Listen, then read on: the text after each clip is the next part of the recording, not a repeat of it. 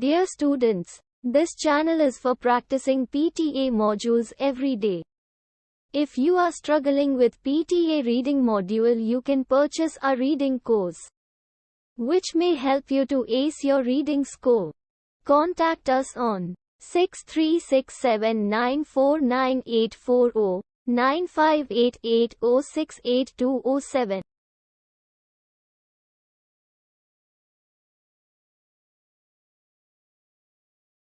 ielts feature large circular tables that seat 9 students and can accommodate laptop computers for collaborative work.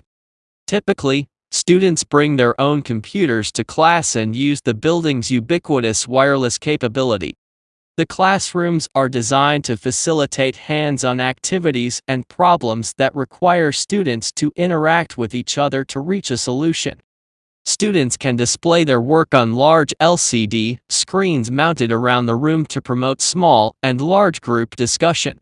Each table is allotted 3 gooseneck microphones so that students can make themselves heard without shouting during group discussions. Additionally, students can press a button on their table console to light a signal lamp to indicate when they need help or wish to speak. To facilitate brainstorming and group reporting, the room is also lined with erasable marker boards.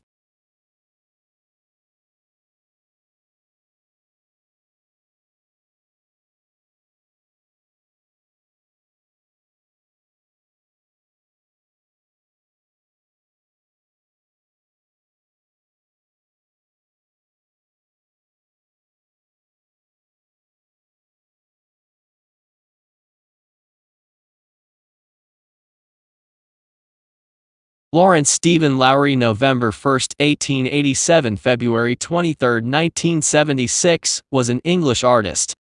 Many of his drawings and paintings depict Pendlebury, Lancashire, where he lived and worked for more than 40 years, and also Salford and its surrounding areas.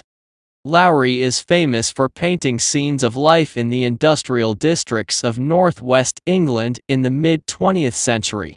He developed a distinctive style of painting, and is best known for his urban landscapes peopled with human figures often referred to as matchstick men. He painted mysterious, unpopulated landscapes, brooding portraits and the unpublished marionette works, which were only found after his death.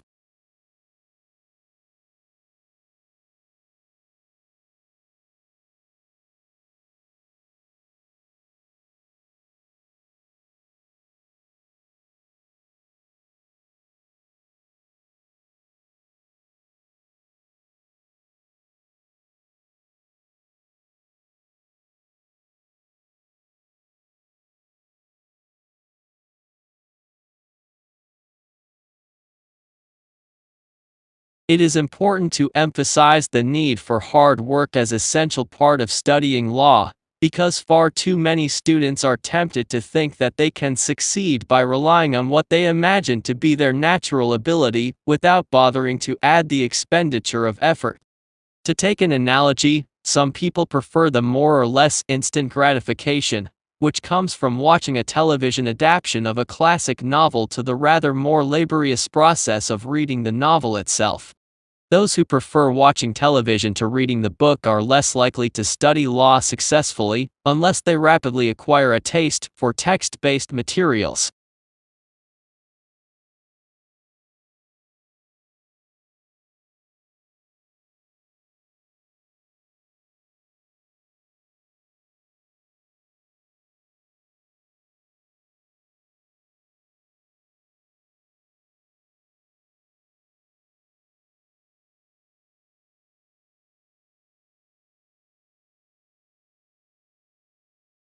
Organizations need to integrate their sales activities more both internally and with customers' needs, according to a new book co-authored by an academic at the University of East Anglia.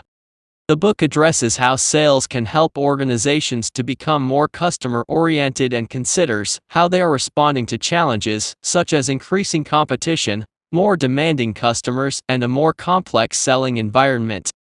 Many organizations are facing escalating costs and a growth in customer power, which makes it necessary to allocate resources more strategically.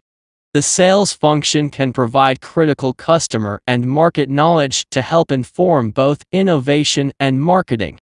However, the authors say that within the industry there is still uncertainty about the shape a future sales team should take, how it should be managed, and how it fits into their organization's business model.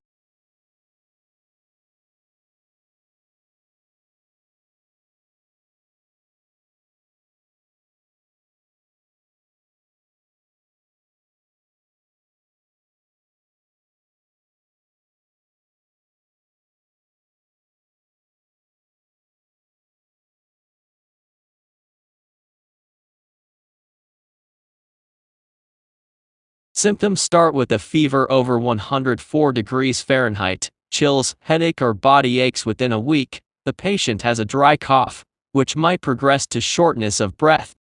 In 10% to 20% of cases, patients require mechanical ventilation to breathe. About 3.5% die from the disease. Symptoms generally begin in 2 to 7 days, but some reports suggest it might take as long as 10 days. Scientists are close to developing a lab test to diagnose SARS. In the meantime, it is diagnosed by its symptoms. There is no evidence that antibiotics or antiviral medicines help, so doctors can offer only supportive care. Patients with SARS are kept in isolation to reduce the risk of transmission.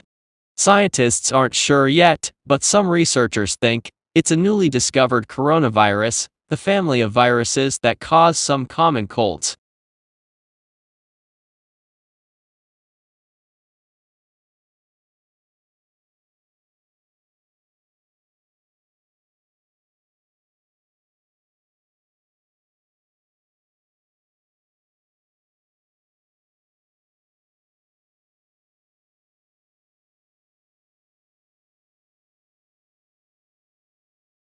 Newspapers have one basic purpose: to get the news as quickly as possible from its source, from those who make it to those who want to know it.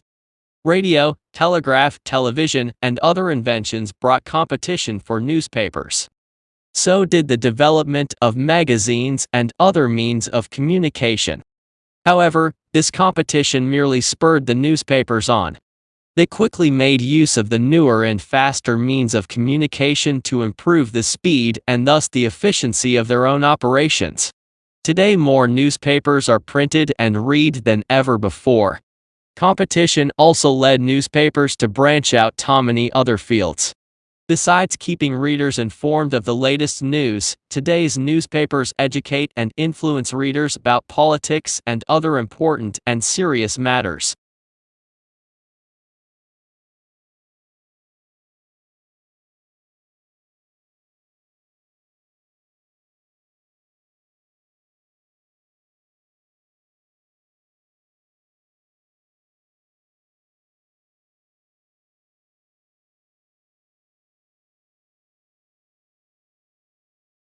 Newspapers influence readers' economic choices through advertising. Most newspapers depend on advertising for their very existence. Newspapers are sold at a price that fails to cover even a small fraction of the cost of production. The main source of income for most newspapers is commercial advertising. The success in selling advertising depends on a newspaper's value to advertisers.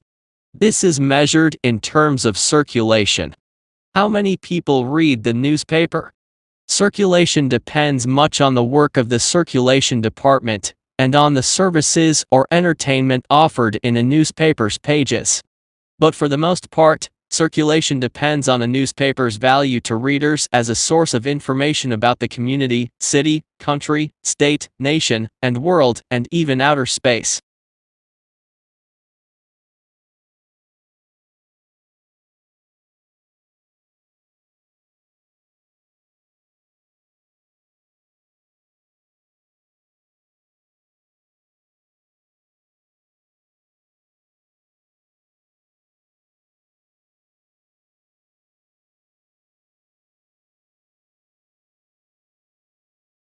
For many people today, reading is no longer relaxation. To keep up their work they must read letters, reports, trade publications, interoffice communications, not to mention newspapers and magazine, a never-ending flood of words. In getting a job or advancing in one, the ability to read and comprehend quickly can mean the difference between success and failure. Yet the unfortunate fact is that most of us are poor readers. Most of us develop poor reading habits at an early age and never get over them.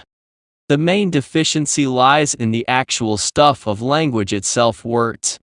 Taken individually, words have little meaning until they are strung together into phrase, sentences, and paragraphs. Unfortunately, however, the untrained reader does not read groups of words.